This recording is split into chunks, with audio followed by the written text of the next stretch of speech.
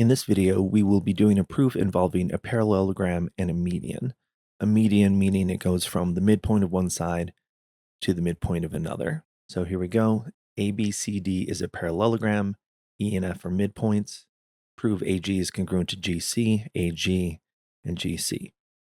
We will go through the proof here and write it out on the diagram. First, ABC is a parallelogram given. You'll notice that there are no lines here for which the reason is properties of a parallelogram. That is because at this point you should know them. All of the properties of a parallelogram, such as angle B and angle D are congruent, are not necessary here. I'm going to draw the one that is necessary, which is that AD is congruent to BC up here.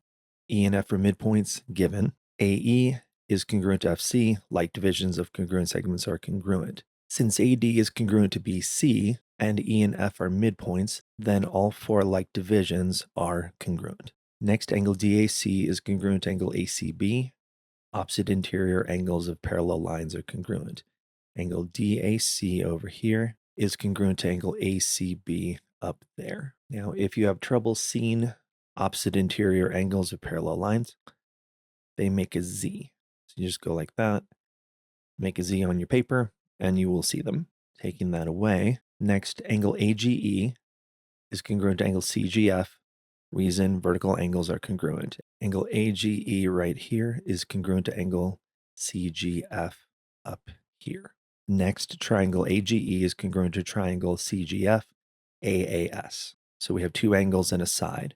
You might be thinking to yourself, wait a minute, you can't do that. What you're thinking of is SSA. That is not allowed. You cannot do SSA. AAS is fine. So with that, then AG is congruent to CG. CPCTC, corresponding parts of congruent triangles are congruent. So AG is congruent to CG, and that is our proof.